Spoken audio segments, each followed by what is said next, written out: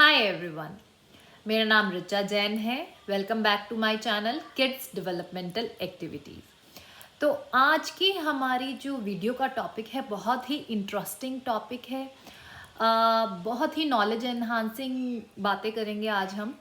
आपने बहुत सारी वीडियो में मेरे से सुना होगा structured activity, structured activity, structured activity. अभी होता क्या है, मैं कैसे इसको स्ट्रक्चर दूं, आई इवन डोंट अंडरस्टैंड, मुझे समझ में ही नहीं आ रहा है। तो आज हम इस टॉपिक पे बात करेंगे। तो मैंने अभी आपके साथ already 2 occupational therapy plan share कर चुकी हूँ। अब विद इन अ वीक मैं आप लोगों के साथ 3rd occupational therapy plan share करने वाली हूँ, जिसमें कंप्लीट सेट ऑफ एक्टिविटीज़ रहेगा। जो पहले के दोनों थेरेपी प्लान्स हैं उनका लिंक मैं डिस्क्रिप्शन बॉक्स में डाल दूंगी। अब उन थेरेपी प्लान्स में आपने देखा होगा कि क्रॉलिंग करके बच्चा एक ग्रोस मोटर एक्टिविटी कर रहा है, मैट चेयर या टेबल मैट करके एक ग्रोस मोटर एक्टिविटी बच्चा कर रहा है। उसको हम ऑब्स्टेकल कोर्सेज भी कह देते हैं। डिफरेंट वॉक्स करवा के हम बच्चे से कुछ activities, gross motor activities occupational therapy में कराते हैं। तो उसको जब हम एक स्ट्रक्चर्ड वे में कराएंगे तो उसके बहुत सारे बेनिफिट्स होते हैं। तो सबसे पहली बात क्या होती है, ये ग्रोस मोटर एक्टिविटीज़ होती क्या क्या हैं जिनको हम स्ट्रक्चर्ड वे में करा सकते हैं। अभी मैंने आपको बताया कि मैं 2 ऑलरेडी शेयर कर चुकी हूँ, crawling activity, mat chair activity. इसमें बहुत सारी वॉक्स आती हैं जिसमें हम लोग एनिमल वॉक कह देते हैं, क्रैब वॉक, आपकी फ्रॉग जंप, सोल्जर वॉक्स, आपकी व्हील बरो वॉक्स और डिफरेंट काइंड के ऑब्स्टेकल कोर्सेज मतलब कि कहीं पे बच्चे को बैठ के जाना है, कहीं पे जंप करना है, कहीं पे क्रॉल करके जाना है। आपने एक पाथ ऐसा बनाया जिसपे बच्चे को ये सब एक्टिविटीज़ उसके अकॉर्डिंगली करके जानी है। साथ ही साथ इसमें टेंडम वॉक भी होता है एक स्ट्रक्चर्ड एक्टिविटी में। तो अब हम ये सारी वॉक्स होती हैं, ये ग्रोस मोटर एक्टिविटी में आती हैं, जो हम ऑक्यूपेशनल थेरेपी में बच्चे से कराते हैं एक इस टाइप की एक्टिविटी। तो अब इन वॉक्स का या इन पर्टिकुलर ऑब्स्टिकल कोर्सेज का बेनिफिट क्या होता है। बेनिफिट, सबसे पहला बेनिफिट कि बच्चा कोई फिजिकल एक्टिविटी कर रहा है तो उसकी ग्रोस मोटर एक्टिविटी हो रही है। ग्रोस मोटर एक्टिविटी से क्या होगा, उसकी जो है मसल्स वो स्ट्रेंथन अप होगी। जिस भी बॉडी पार्ट को वो यूज़ कर रहे हैं वहाँ पर उसको स्ट्रेंथ मिलेगी। साथ ही साथ उसकी कंप्लीट बॉडी अवेयरनेस बढ़ेगी बच्चे की। अगर बच्चा क्रॉलिंग कर रहा है तो उसको ये अंडरस्टैंड करना होगा कि मुझे ये हाथ आगे लाना है, फिर ये लेग आगे लानी है। तो इस तरह से उसको कोऑर्डिनेशन करना है अपने बॉडी लिम्स का, पूरी कंप्लीट बॉडी की अवेयरनेस आएगी। साथ ही साथ ये तो उसका बॉडी का हुआ। अब एक बहुत मेजर इशू रहता है बच्चों में, सेंसरी इशू। तो जो बच्चों को सेंसरी सीकिंग इश्यूज रहते हैं, इन एक्टिविटीज़ के थ्रू हम वो कंट्रोल कर पाते हैं, उनको वो इनपुट देते हैं जो सेंसरी सीकिंग इनपुट्स हैं, ताकि उनकी जो वो नीड है वो हम उनको एक स्ट्रक्चर्ड वे में अवेलेबल करवा पाए।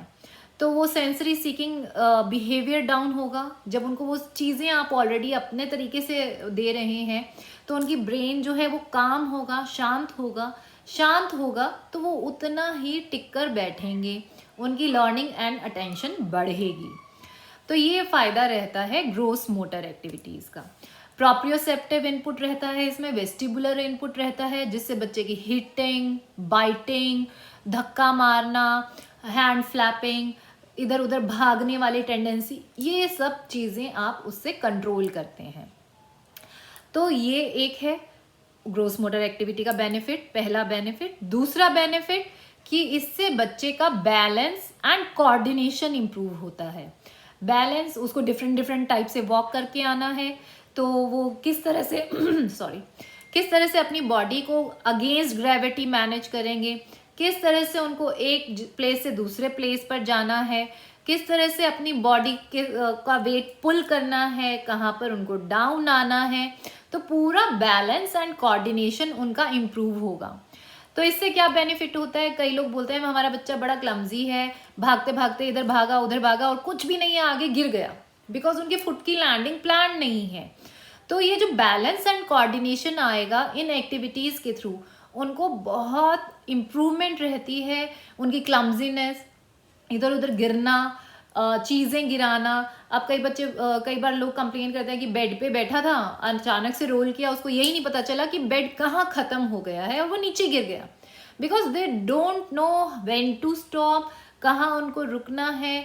तो वो जो कोऑर्डिनेशन है बॉडी का वो वीक रहता है। जब आप ये एक्टिविटीज़ कराते हैं तो ये सारी चीज़ें इम्प्रूव होती है।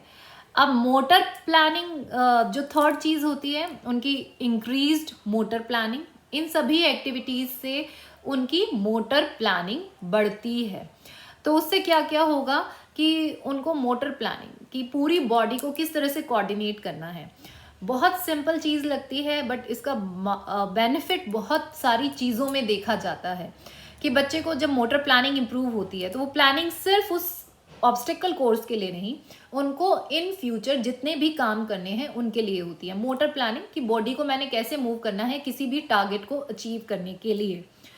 तो उस मोटर प्लानिंग में उन्होंने करना शुरू किया तो ये तो है नहीं उसी तक वो नॉलेज सीमित रहेगी, उनको जो है लिखने में हेल्प मिलेगी इन फ्यूचर। इससे अपने आप को ड्रेसिंग कि मैंने कैसे रेडी होना है, वो पूरी प्लानिंग बॉडी और माइंड का कोऑर्डिनेशन होगा तो वो भी इम्प्रूव रहेगी। आपकी जो डे टू डे एक्टिविटी की प्लानिंग्स चलती हैं, बहुत इजी टास्क हैं जिनमें बच्चों को दिक्कत आती है, वो सारी इम्प्रूव होती जाएगी। अब जैसे बहुत से लोग बोलते हैं कि मेरे बच्चे को सीढ़ियाँ चढ़ना उतरना नहीं आ रहा है, मेरे बच्चे को जंप नहीं करना आ रहा है।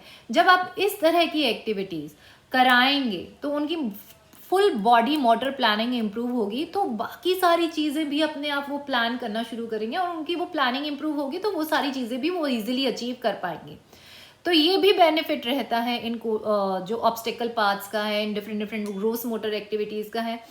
तो इनके बेनिफिट्स आपको वैसे मतलब लगता होगा कि यार 5 मिनट एक वॉक करा लूँगा क्या बेनिफिट होगा। इसके बहुत ज़्यादा इनॉर्मस बेनिफिट हैं अगर आप सिर्फ 5 मिनट के लिए अपने बच्चे को इस टाइप की डिफरेंट डिफरेंट एक्टिविटीज़ कराते हैं तो।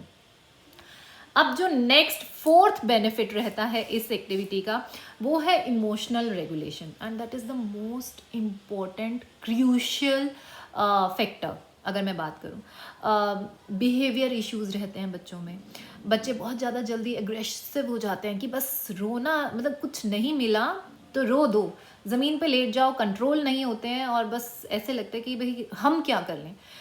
उनको ये नहीं पता कि हमें किस चीज़ के लिए कब रुकना है, या हमें भूख लगी है, अब खाते ही जा रहे हैं, they don't know when to stop, कि वो उनको नहीं पता मेरा पेट भर गया है, वो वाला फीलिंग भी उनमें नहीं रहता है।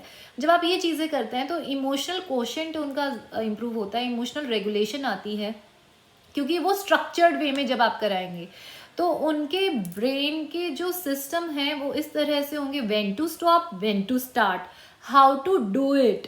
तो वो जो रेगुलेशंस हैं वो उनके ब्रेन में जब डेवलप होने लगेंगे तो वो हर फील्ड में हेल्प करेंगे कि रोना है लेकिन इतना नहीं रोना है, रुकना है तो रुकना है। बिकॉज अभी बच्चों को नहीं समझ में आ रहा स्टॉप तो मतलब stop, they will be like हाँ हाँ हाँ, और इतना ज़्यादा हो जाएगा कि कई बार हमें लगता है यार मैं ही रो दूँ, मतलब नहीं कंट्रोल हो रहे हैं वो हमसे। तो वो जो बिहेवियरल रेगुलेशन है, इमोशनल रेगुलेशन है, वो इन चीज़ों से आता है, इन एक्टिविटीज़ से। तो एक्टिविटी मैंने आपको बताई ग्रोस मोटर एक्टिविटी क्या होती है। अब हम बात करेंगे उसको हम स्ट्रक्चर कैसे दे सकते हैं। स्ट्रक्चर कैसे दे सकते हैं, जब आपने एक gross motor activity obstacle course plan किया बच्चे के लिए, आपने साथ में कुछ ऑब्जेक्ट्स उसको शिफ्ट करने के लिए कहना है, उसको कोई टारगेट देना है बेसिकली। अब पता चला बच्चे को जंपिंग का बहुत शौक है, आपने jumping activity they the and उसको ये नहीं पता मुझे कहाँ रुकना है, 10 राउंड काट लिए, 20 राउंड काट लिए, व्हेन टू स्टॉप। अब आपको ये उसको इंडिकेशन देनी है, आप बोलोगे तो नहीं रुकेगा, लेकिन आपने 5 ऑब्जेक्ट्स वहाँ रख दिए, 5 राउंड कंप्लीट हो गए, वाओ यू फिनिश्ड, तो उसको एक माइंड में सीधा मैसेज जाएगा, yes you have completed the task, आपने ये टास्क पूरा कर लिया है, now you have to stop. तो उनको एक डायरेक्टली ब्रेन को मैसेज जा रहा है कि अब आपको रुकना है।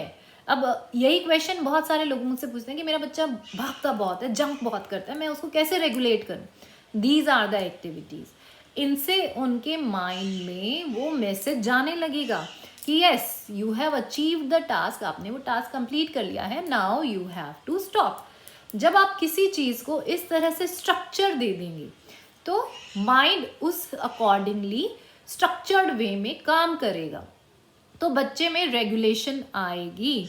तो स्ट्रक्चर का मतलब आप आई होप क्लियर हुआ होगा कि आपने उसको एक वॉक दे दी, किस तरीके से जाना है, आपने उसको 5 या 10 एलिमेंट्स दे दिए कि आपने ये एलिमेंट्स इस तरह से उस पोजीशन से इस पोजीशन पे रखने हैं।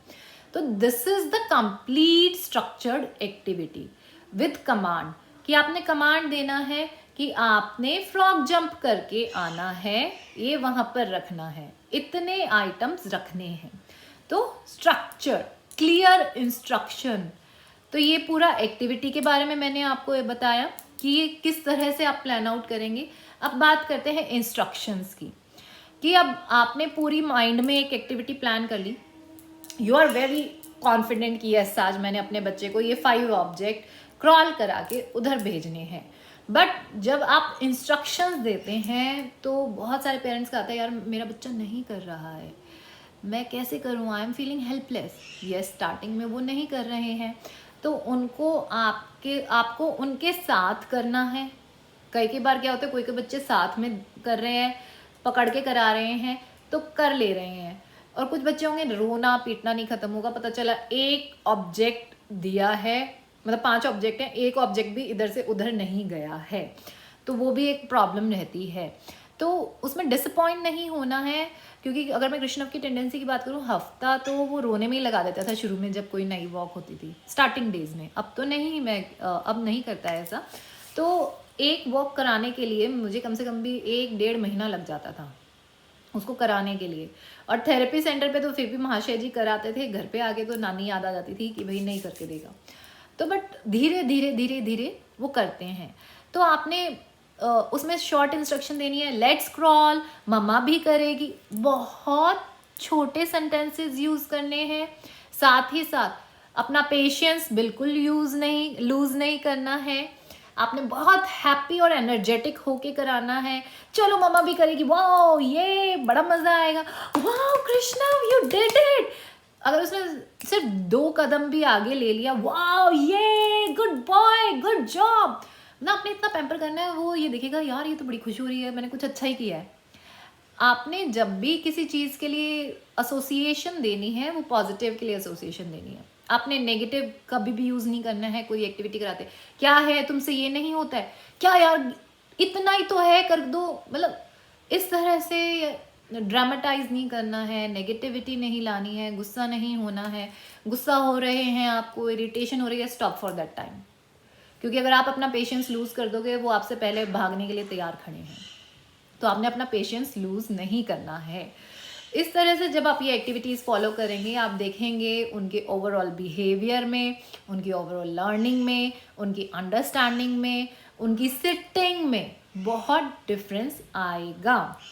तो ये बात हो गई। अब हमने बात करी ग्रोस मोटर एक्टिविटी हमने कैसे प्लान करनी है, हमने कैसे इंस्ट्रक्शंस देनी है।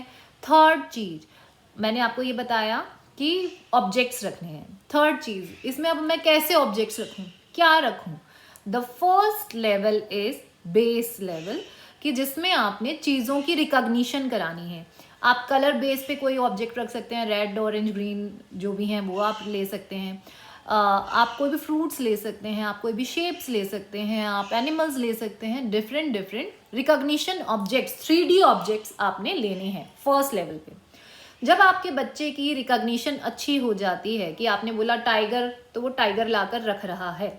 The next step, the second step is categorisation.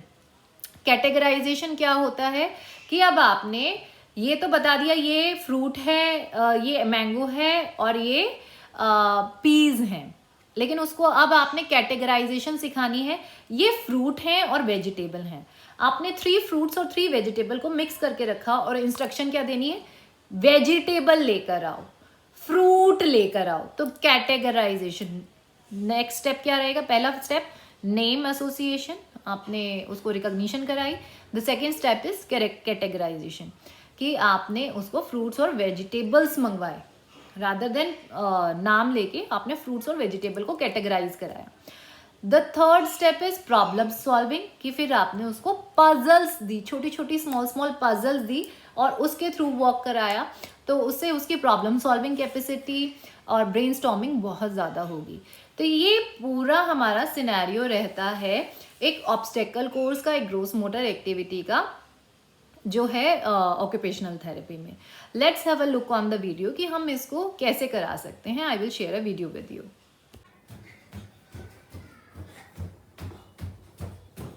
Very nice, go back.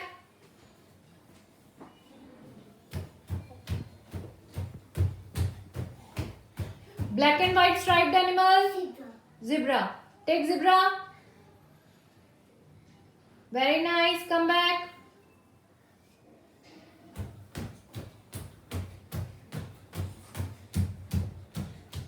Very good. हाँ, go back.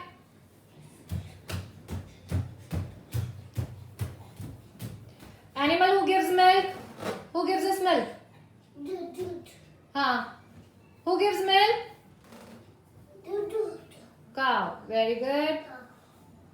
Go back. तो इस तरह से जो है हम लोग स्ट्रक्चर्ड एक्टिविटीज़ प्लान करते हैं बच्चे के साथ। इसके बहुत सारे बेनिफिट्स मैं ऑलरेडी आपको बता चुकी हूँ, और आई होप आपको इसमें बहुत सारी अंडरस्टैंडिंग रही होगी, बहुत कुछ समझ में आया होगा, and it is a useful video for you. मुझे तो लगा कि हाँ, ये ज़रूरी होता है before starting therapy at home, या फिर हमें खुद को एक नॉलेज होनी चाहिए यार इसका बेनिफिट क्या है, तो ही हम इसकी इम्पोर्टेंस जान पाएंगे। तो इसलिए मैंने सोचा इस पर एक वीडियो ज़रूर होनी चाहिए, ताकि पेरेंट्स को बेसिकली बहुत हेल्प रहता है कि इस तरह की एक्टिविटीज़ का क्या बेनिफिट है, और उनको प्लान करने में इजी रहता है। तो प्लीज़ अगर आपको ये वीडियोस पसंद आ रही हैं, आपको कुछ अच्छा लग रहा है, तो मेरे चैनल को लाइक, शेयर एंड सब्सक्राइब करना मत भूलिएगा। Thank you so much.